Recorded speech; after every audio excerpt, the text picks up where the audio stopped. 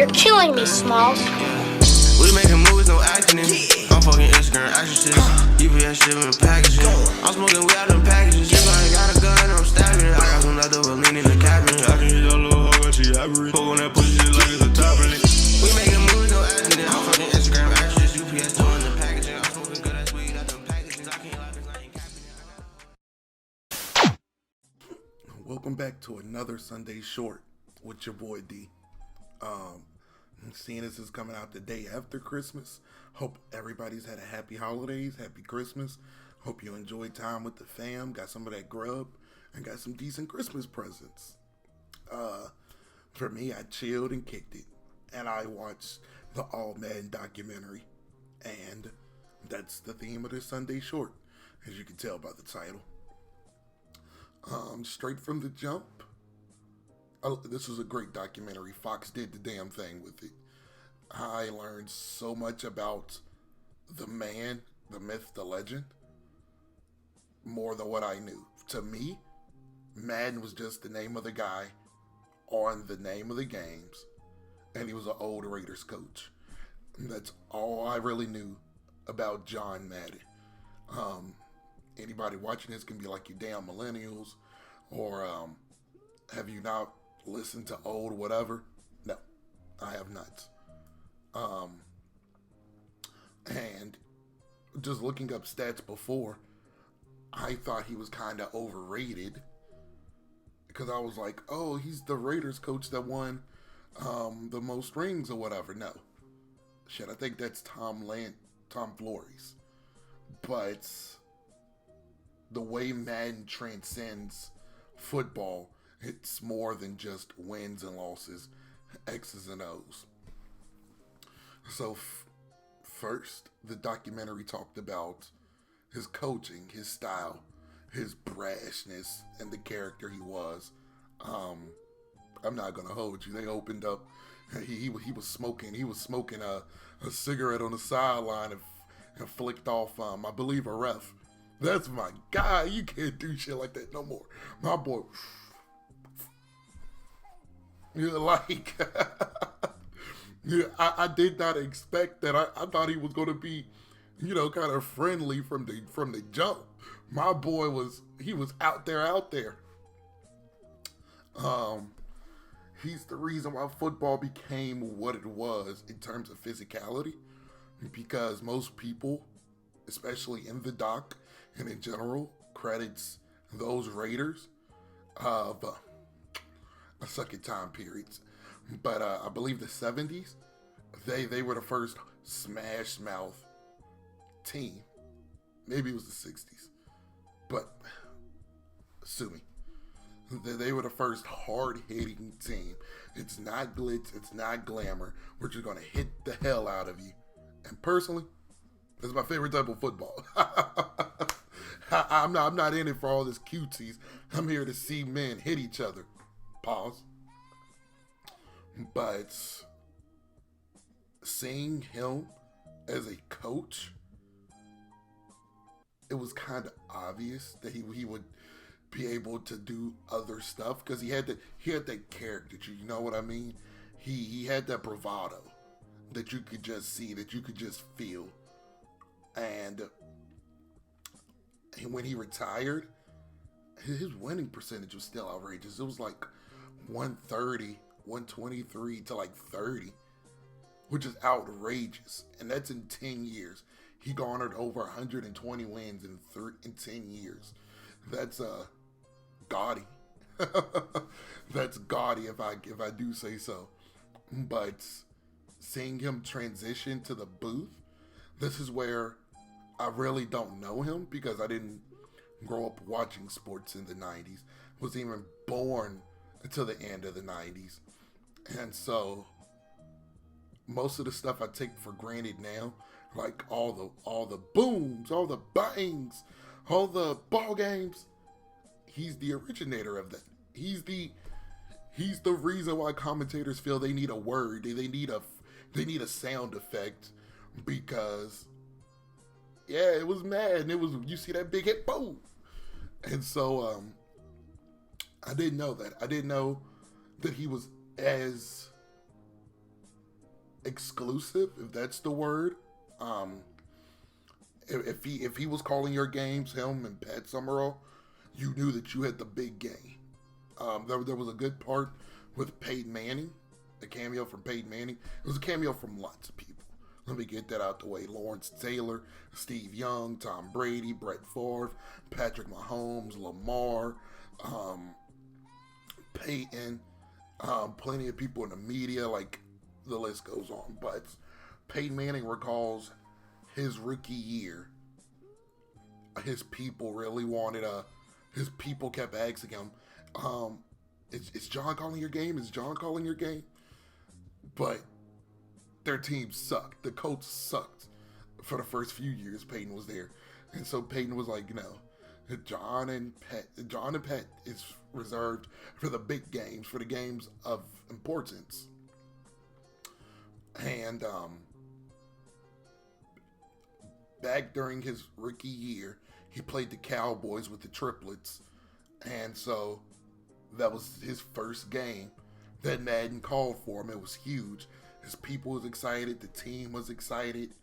I think that's huge that the team gets excited for you calling their games, because like they don't hear that.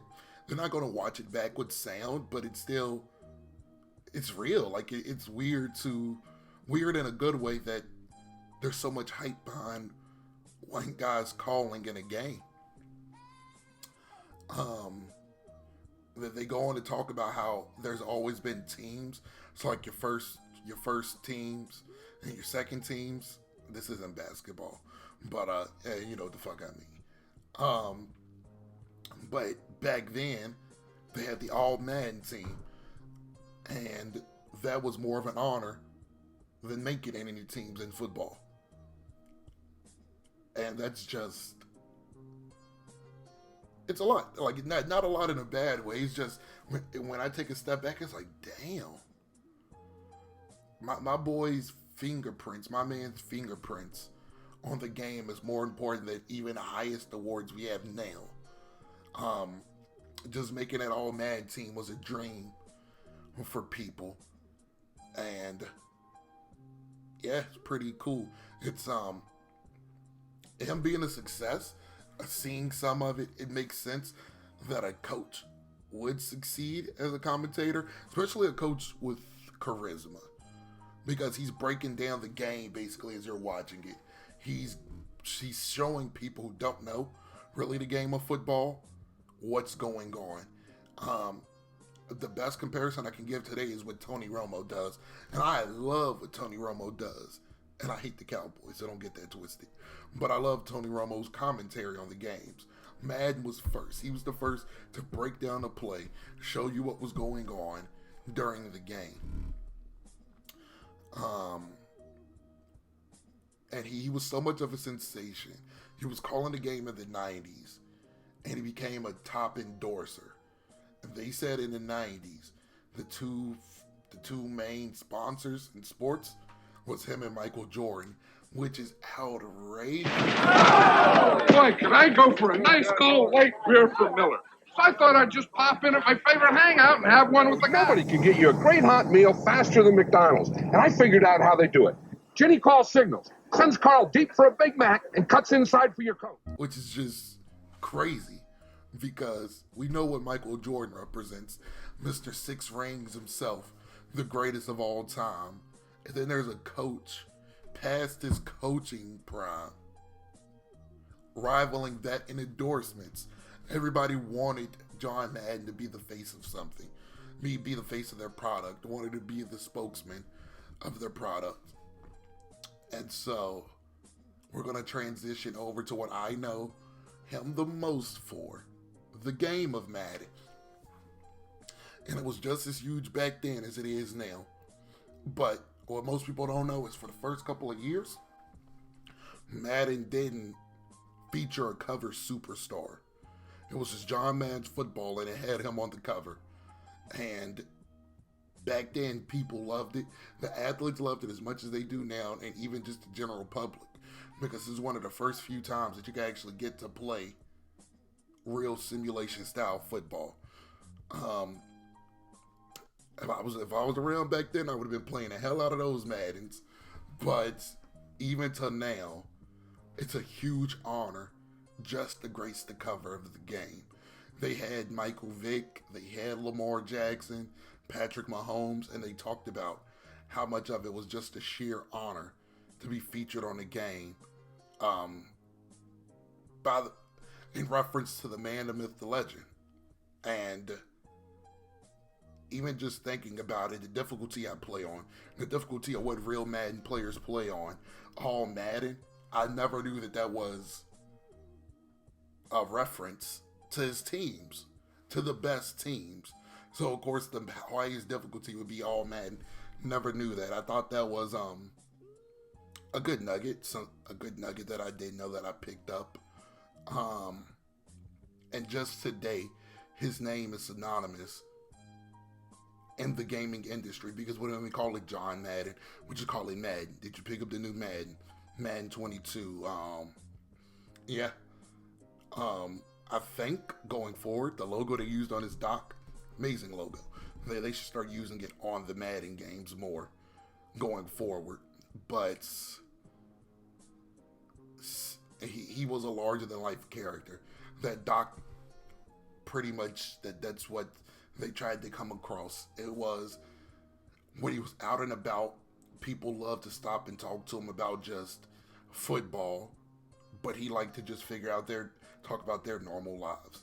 He liked listening to other people talk about their day-to-days, because he was just one of those down-to-earth guys. Just the influence that he has on a generation, on generations, because people in the 90s wanted to be part of all Madden, and people in my generation wants to be on the cover of Madden and play the new Maddens. His influence is inked into pop culture society as we know it. Now every commentator got a catchphrase. Now we want the best commentators and play-by-play people to talk about the game. And we're all looking for the people with the personalities. I guess my direct comparison of personality that knows the game for me is Shannon Sharp. I watch him because he knows what he's talking about, and he has a character, and he's funny. Like, he's relatable. He's Uncle Shay to people in the black community. And that's what John Madden was to the football community. He was Uncle Madden, Granddad Madden. He was just that guy, that the person to talk to, get to know, to spit knowledge with. And if I had to say one major takeaway from it was Madden is that guy.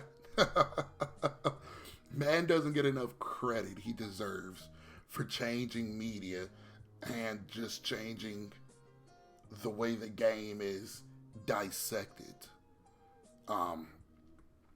If you're a huge football fan, I would take a chance. If you haven't watched it, I will 100% say this is worth a watch. I don't know what the reruns are. I don't know if you can stream it somewhere, but it's 100% worth it. And like I said, Fox did the damn thing. And so, if you like what you heard, please comment, like, and subscribe for more content from the DNA podcast. And I will check you later. Peace.